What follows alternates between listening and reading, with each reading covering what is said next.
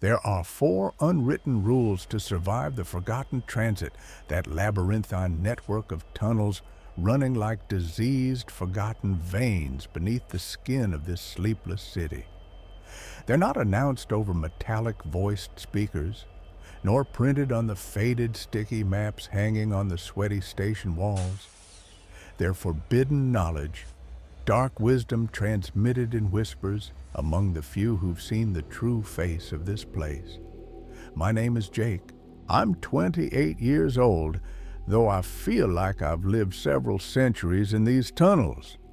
My job has an official, bland name in the Metropolitan Company records: Night Track Maintenance Technician.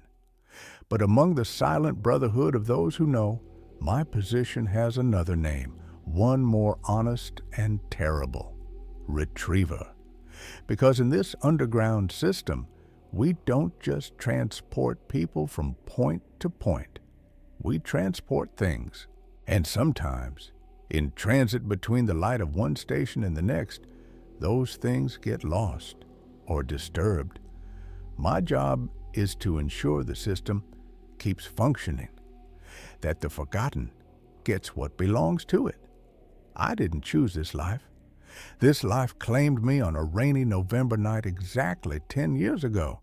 I was 18, a kid full of stupid plans and cheap dreams, traveling with my little sister Lily.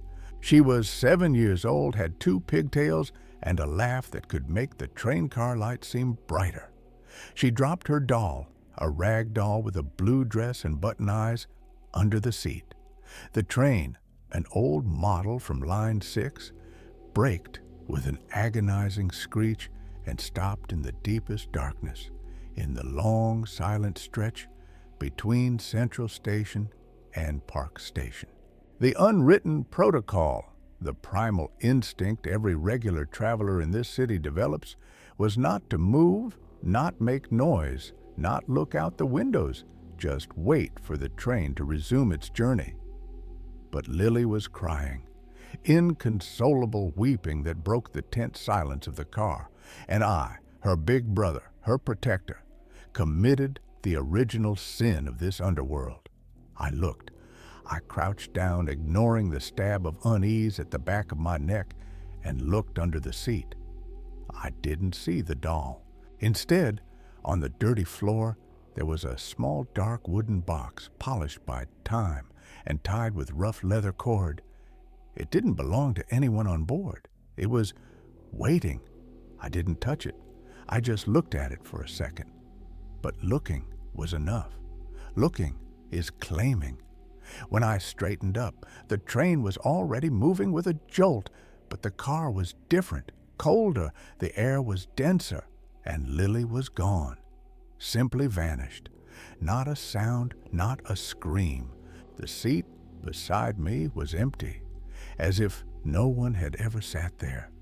The people around me, the same faces who had seen her laugh a minute before, now looked at me strangely when I started screaming her name. They didn't remember seeing her. In the station security camera footage, I had entered alone. That's how the forgotten works. It doesn't kill you. It erases you. It rewrites you as an error in reality's code. I spent an entire year in personal hell searching for her, screaming her name in a city that had completely forgotten her. My parents looked at me with a mixture of pity and fear. Psychologists talked about trauma, a psychotic episode. I became a ghost chasing another ghost. Until one night, on the deserted platform of the system's deepest station, Shadow Station, a man in an impeccable suit with eyes so dark they didn't reflect light found me. He didn't offer comfort or help. He offered me a job. He said my sensitivity to disruption, the fact that I still remembered, made me an ideal candidate, an antibody in the system. "There's a pending debt," he murmured, his voice like the rustle of old paper.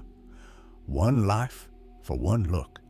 A lifetime of service in exchange for the life lost through your fault." And so I accepted. I became a retriever, trapped in an eternal purgatory of rails and darkness, paying penance for a sin I didn't even know existed. The 4 rules of the forgotten transit. Rule number 1. If the train stops in darkness between stations, never, under any circumstances, look under the seats. Something waits to be collected, but its recipient isn't human. It's not for you. Looking is claiming, and you don't want to claim what travels in darkness, because its price is a piece of your own existence. Rule number 2. Never board the last car if its interior lights flicker in a sickly, reddish tone. That car doesn't travel on our same timeline. It's a hook, a temporal deviation. Passengers who get off aren't the same ones who got on. They return, changed, empty, with the lost gaze of those who've seen too many sunrises and too many endings in a single journey. Rule number 3. If train doors open at a station not on the map, a ruined station with broken tiles and signs illegible from mold, don't get off. It's a false stop, a nostalgia trap. Those waiting motionless on the platform aren't passengers. They're the ones who didn't find what they were looking for in the real world and decided to search for it down here. Rule number 4.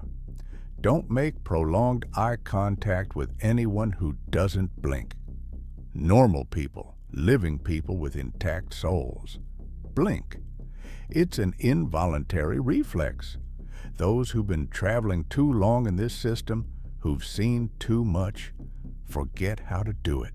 They're no longer people. They're echoes, repeating their last journey over and over. For 9 long years, I've followed these rules like gospel. My life has become a grim, monotonous routine. I travel, observe, intervene when strictly necessary. I'm a ghost protecting the living from a world of ghosts much more real and dangerous. I've seen things that would make the strongest mind shatter like glass. I've seen businessmen enter the red car and exit as frightened children, babbling about burning cities and skies of impossible colors. I've seen the platforms of false stations, full of motionless figures watching me with eyes hungry for company. And every night, I've felt the palpable presence under the seats, a cold, ancient energy pulsing in darkness, waiting for its pickup. But never, never have I looked again. My penance was solitary and predictable, until Rachel appeared. I first saw her at Cathedral Station, one of the oldest and deepest in the system. She wasn't a normal passenger. She wasn't looking at her phone or listening to music with headphones. She was observing, studying the flow of people, train frequency, the place's architecture. She carried a hardcover notebook and drew detailed maps of the lines, noting times between stations, train models, areas without coverage. She was a hunter, and I knew, with the certainty of an animal smelling a predator in its territory, that she wasn't hunting anything good. I observed her for several nights. Her name was Rachel. She was an investigative journalist, or so said the press badge hanging from her neck. But in her eyes wasn't the cold curiosity of a professional. There was feverish obsession, a desperation so deep and sharp I recognized it instantly, because I had lived with it in my own reflection for a year. Her brother, Tyler, had disappeared 6 months earlier. He was an urban explorer, one of those adrenaline addicts fascinated by subway legends, abandoned stations, sealed tunnels. His last post on an internet forum was a blurry photo of a service tunnel entrance with the caption, "Found the entrance to the legendary Line 0. They say it connects all the others. If I don't come back, it's because what's on the other side is too interesting. No one heard from him again. Police filed it as voluntary disappearance, but not Rachel. She believed with unshakable conviction that the subway had swallowed him, and she was willing to descend into hell itself to find him. For weeks, our paths crossed in a silent dance, me on my ghostly rounds, her in her desperate search. Soon I realized she was following my movements. She had identified a pattern. She figured out I wasn't just another passenger, that my routes weren't random. One night, on the nearly empty platform of Line 8, the deepest and oldest, she cornered me. "I know who you are," she said, her voice an intense, low whisper. "You're not a technician. You're something else. I've watched you for weeks. You're always on trains where strange things happen. A bag disappears and you're there. Someone has a panic attack and says they saw something, and you're there to calm them. You're like a cleaner, a guardian of the secret." I tried to deny it, but her eyes were too penetrating, too intelligent. "You don't know what you're getting into," I warned her. "This place isn't a game. It eats people like you. Go home." "My brother is down here," she replied, and her voice broke for an instant before hardening again. "And I won't leave without him. I've read all the stories, all the legends. People who don't blink.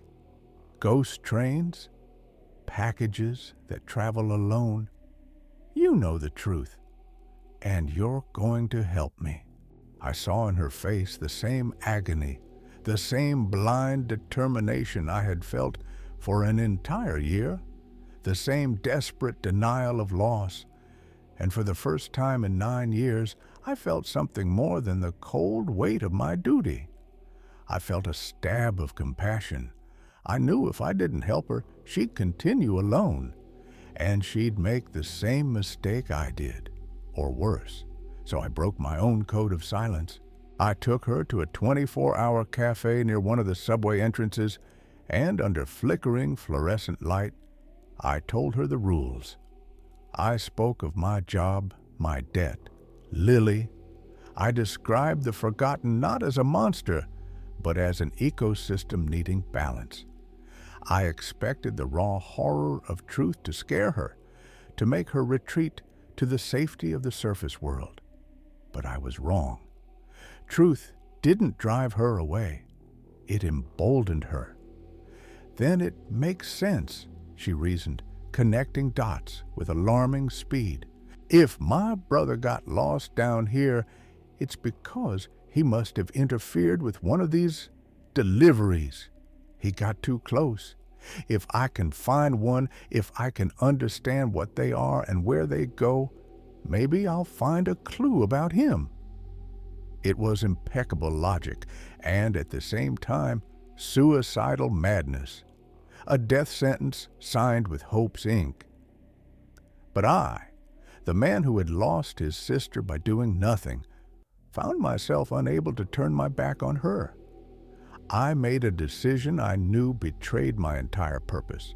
I decided to take her with me on one of my rounds, one night, to show her truth with her own eyes, with desperate hope that reality would convince her to abandon her search.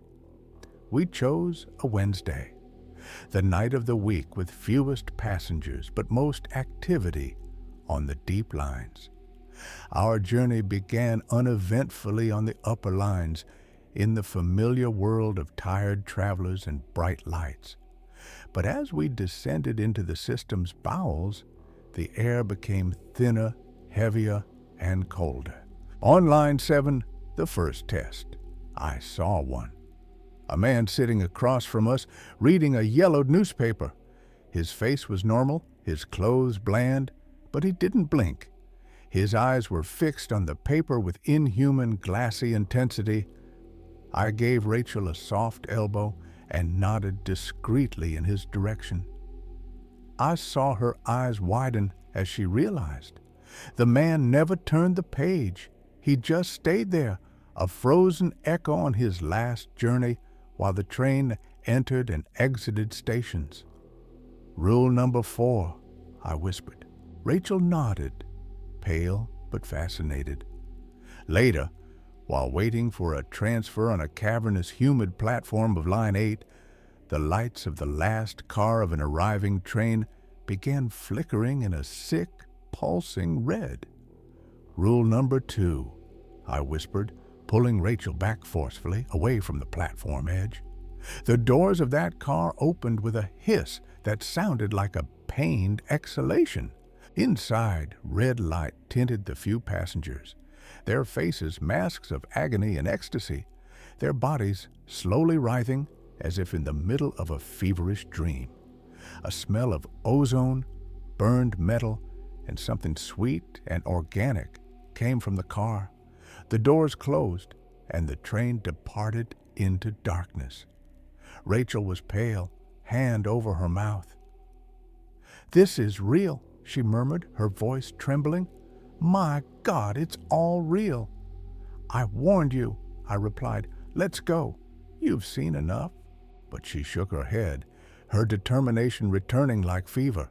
"No, Tyler went through this. I have to continue. I'm closer than ever." We boarded the next train on Line 6, one of the oldest models, the kind that still have cracked orange vinyl seats and a permanent smell of metal humidity and decades of silent desperation. And then, in the long tunnel before the abandoned San Lazarus station, it happened. The train braked with a sharp screech that made my neck hair stand up and stopped completely. Lights flickered violently, then stabilized in a weak, yellowish glow. Total silence, only the low hum of the train's auxiliary power. We were suspended in absolute darkness, a bubble of time and space between two known points. The moment I always feared, the moment of delivery. "Don't move," I whispered to Rachel, grabbing her arm. "And whatever happens, for God's sake, don't look down." I could feel it, the presence, the cold emanating from the car floor, concentrating under the seats. It was stronger than ever. The air became heavy, difficult to breathe, as if charged with static electricity. The few other passengers in our car, an elderly woman dozing, a young man with headphones, seemed unaware, but experience had taught me ignorance was just a veil that would tear at the most inopportune moment. Rachel was tense as a spring, her body vibrating with fear and anticipation. Her eyes scanned the car, searching for something, anything. Then her gaze settled on the floor a few seats away from us. There was something there, not under the seat, but next to the leg, a small folded piece of paper. "Jake," she whispered, pointing with her chin. "Look." It was a note, and on it, even at that distance, I recognized the messy, angular handwriting from Tyler's forum posts. It was a trap too perfect, designed for a sister's desperation. "No," I ordered, my voice a hiss. "It's bait. It's for you, to make you move, to make you break the rule, to make you look." But she was no longer listening to me. Pain and hope are too potent a combination, a drug that nullifies reason. She broke free from my grip with surprising strength, and before I could stop her, she lunged for the note. She picked it up from the dirty floor, unfolded it with trembling hands. I could see a single word written in capitals: "Below." And she obeyed. She knelt and, with a quick, desperate movement, looked under the seat next to where the note had been. In that instant, I broke the first rule for the second time in my life. Not from curiosity, from a protective instinct that had been sleeping for 10 years. I screamed her name and lunged toward her, trying to pull her away, to interpose myself between her eyes and the forbidden. But it was too late. My gaze followed hers for one fatal fraction of a second, and I saw. It wasn't a wooden box like that night. It was something different. It looked like a doctor's briefcase, but it was made of material that wasn't leather or metal. It was a pale color, almost like polished bone, and seemed to pulse with very weak, sickly internal light. And in the lock, there wasn't a keyhole for a key. There was a fingerprint burned into the material, glowing softly with bluish light. Tyler's fingerprint. Rachel let out a choked scream, a sound of understanding and horror, and threw herself backward, falling to the floor. But the damage was done. Looking is claiming. The cold in the car intensified tenfold. Suddenly, lights went out completely, plunging us into absolute icy darkness. And then I heard the sound, a sound I hadn't heard in 10 long years. A dry, crawling whisper, like dead leaves dragged by non-existent wind, coming from both ends of the car simultaneously. I turned on the high-power flashlight I always carry on my belt. The light beam cut through darkness like a scalpel, and there they were, the retrievers. They're not monsters in the classic sense. They're worse.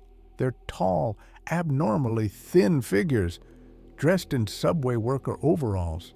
But the overalls are threadbare, faded by decades of use. Their faces are always in deepest shadow, hidden under old, dirty caps. But you don't need to see their faces to feel their cold, absolute purpose. They move with deliberate, unnatural slowness without making the slightest noise, gliding over the floor. They don't walk, they flow. And in their bony hands they carry tools, wrenches, crowbars, hammers. But the tools are covered with rust that seems almost organic, and they don't carry them like workers. They carry them like surgical instruments. There were two, one at each end of the car. They were motionless, watching us. They weren't interested in the briefcase. They were interested in Rachel. She had interfered. She was now the anomaly that had to be cleaned from the system. "We have to get out of here," Rachel gasped, crawling toward me on the floor. "There's no exit," I replied. The train had become a sealed metal tomb. One of the retrievers slowly raised a hand and pointed at Rachel with a long, bony finger. It said nothing. It didn't need to. The message was unequivocal. And then I did something I had never done in my 10 years of service. I disobeyed management. My debt to Lily, my penance, my life of servitude. None of that mattered, facing the raw reality of seeing another person erased from the world because of me. I pulled out my own tool, a heavy pipe wrench I always carry for supposed maintenance.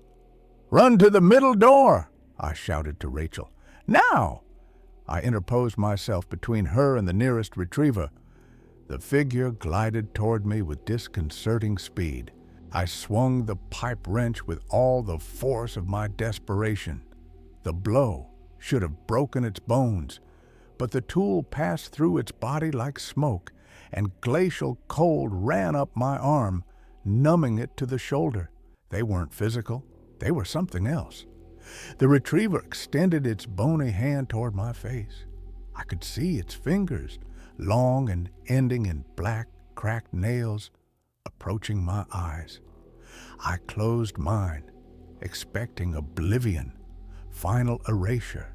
But then a different, unexpected sound. The pneumatic screech of train doors opening. I opened my eyes. The doors beside me were completely open, and outside wasn't a dark tunnel. There was a platform, a ruined platform with broken wall tiles, advertising for forgotten products corroded by time, and signs with illegible station names. San Lazarus Station, the false stop. Rule number 3. On the platform, there were figures, dozens of them, motionless, silent, those who stayed behind. And they were all looking into the train, not at the retrievers, at us. Their attention was a physical force, heavy and hungry. Rachel was paralyzed with terror beside the open door. The retrievers had stopped. For the first time, I felt something in them besides purpose, confusion. Opening doors at the false station wasn't part of their protocol. Their jurisdiction ended inside the train. And then, in an instant of icy clarity, I understood. The system had rules, and rules sometimes conflicted, creating failures, cracks in reality. The retriever's claim on Rachel was being challenged by the station's claim on any living soul that peered into its domain. It was a deadlock, a system failure, and an opportunity. Our only opportunity. "Rachel, look at me," I said, my voice low, urgent, trying to penetrate her veil of terror. "Remember rule number 4. They don't blink." Those on the platform didn't blink. Neither did the retrievers. They were two different parts of the same infernal system, two distinct types of predators. "We have to choose," I told her, forcing her to look me in the eyes. "They," I nodded toward the retrievers, "will erase you, turn you into nothing, into a memory only I'll have. They," I glanced toward the motionless figures on the platform, "will trap you. You'll become an echo, like them. Trapped here forever, in this moment, but you'll remember. You'll continue existing." She looked at me, and in her eyes I saw terror that transcended choosing between two horrible endings. "And you?" she whispered. I looked at the retriever in front of me. Then I looked at the platform figures. I remembered Lily's tearful face. I remembered 10 years of a life that wasn't life. My penance, my debt. "My debt is paid," I whispered, more to myself than to her. I grabbed Rachel by the shoulders and pushed her with all my strength out of the train, onto the dusty platform of the false station. "No!" she screamed as she fell onto the platform, her scream echoing in the station's cavernous silence. The platform figures moved, not toward her aggressively, but slowly surrounding her, as if welcoming her into their silent community. She wasn't a passenger getting off by mistake. She was an offering, an exchange. I turned toward the retrievers, who now focused all their empty attention on me. The train door closed with a definitive hiss. Now I was alone with them. The deadlock was broken. The station had its prize, and they had theirs. Me, the retriever who had rebelled, the one who had orchestrated the interference. The nearest retriever raised its hand again. This time I felt no fear, only infinite weariness, a sense of finality. And in the unfathomable darkness under its cap, for one fleeting, heartbreaking instant, I thought I saw my sister Lily's sad eyes, looking at me with a mixture of sadness and gratitude. Or maybe it was just the reflection of emergency lights in my own tears. The train began moving again, entering the tunnel's darkness, and as it did, I stopped being Jake. I felt myself fading, my memories becoming blurry, my own story being torn from reality's pages. My last conscious thought wasn't regret. It was the strange, bitter satisfaction of having finally broken all the rules and given someone, even a stranger, the chance to keep existing. I don't know what became of Rachel. Maybe she's still on San Lazarus platform, one more echo in the collection of lost souls, eternally waiting for a train that will never take her home. Or maybe, being an offering and not a lost passenger, she found a different exit, a crack in the system I never knew. Maybe now she's the one traveling through the tunnels with a notebook full of rules and a new, terrible purpose. Because that's how the forgotten works. It always needs a guardian. There's always a debt to pay. And sometimes the only way to pay a debt is to create a new one. Subscribe now and hit that notification bell, because next week I'm taking you to a place where silence isn't golden, it's survival. A place where one wrong sound can cost you your soul and condemn you to an eternity of unwanted company. Ever wondered why some forests are completely silent? Why no birds sing, no insects buzz, and even your footsteps seem muffled by something more than just leaves? The next story will make you think twice before taking that midnight hike. Because in the silent woods, something is always listening, and it's been waiting decades for someone to break the most important rule of all.